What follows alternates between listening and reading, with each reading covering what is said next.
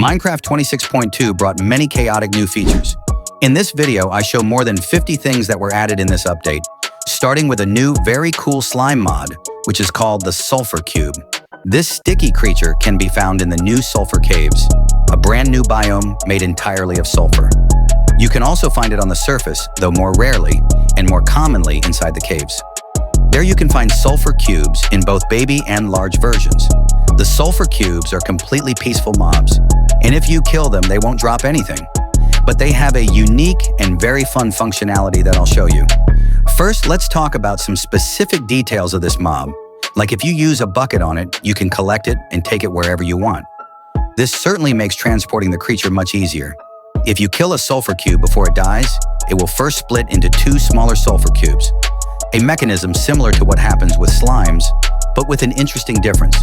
Basically, when it splits in 2, these 2 smaller cubes can grow again over time, unlike slimes which never grow. Now, the most interesting part about this mob is that it's possible to make it absorb blocks. If you throw a block near it, it will absorb it and become like a statue. You can also just click on it with a block and it will absorb it. The most fun part is that it becomes like a kind of ball that you can kick or hit, and it will move away like this. Each type of block you place in the sulfur cube will have a different effect on it. For example, ice blocks make it slide when hit.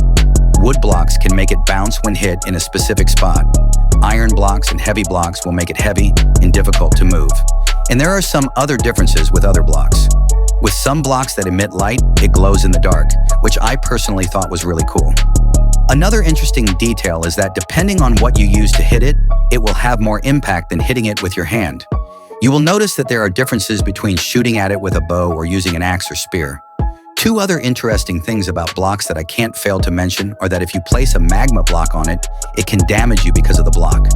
Another thing is that the TNT, when placed on, can also be activated. It's also possible to do many cool things with this mod, like using an invisibility potion on it. As you can see, it becomes invisible, but the block inside it doesn't.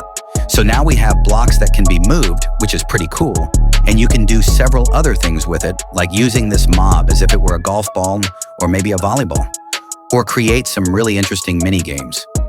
I had a lot of fun playing and testing things with this.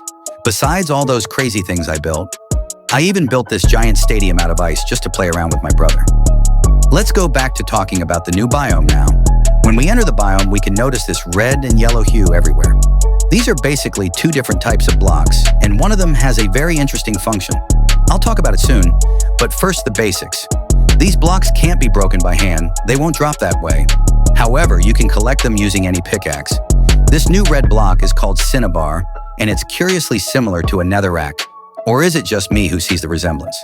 By using the cinnabar block in a stone cutter, it's possible to obtain several beautiful new cinnabar blocks, such as new stairs, slabs, walls, and this unique new block that's very nice for decorations. I really enjoyed using it to build some crazy things under the caves. It's a block that looks really cool because it's a very saturated red, and it also combines perfectly with the new sulfur block, which when collected can also be used to make several different new blocks, such as stairs, slabs, sulfur bricks, polished sulfur, and this other block, the chiseled sulfur, which for me is the coolest of all because it looks like it has a face drawn on it, making it very interesting to use in many types of constructions. Going back to the sulfur caves, we can also see several of these pools scattered throughout the biome. Besides being something that makes the biome beautiful, they also have some specific details. If you enter the water with yellow particles, in a short time you will get this nauseating effect that will blur your vision like this. You can replicate this effect anywhere with water. To do this, you need to extract the block below the particles, which is the potent sulfur. This block, when placed underwater, will emit these particles and will cause the same nauseating effect you get in the sulfurous cave pools. And it also looks great for decorating places. Another really fun thing to find in the sulfur biome are the natural geysers. These geysers can also be replicated if you use the potent sulfur block and the magma block underneath. Another thing you'll notice in the sulfur caves are these sulfur spikes scattered throughout the biome. They basically function the same way as pointed dripstones and cause damage if they fall on any entity. You can easily collect them even by hand and use them however you want, just like dripstone basically. It's just a variant of pointed dripstone, but with the same functionality. Finally, we also have a new music disc that you can find in mine shafts. But the mine shafts need to be in the sulfur biome, making this a very rare and difficult disk to obtain.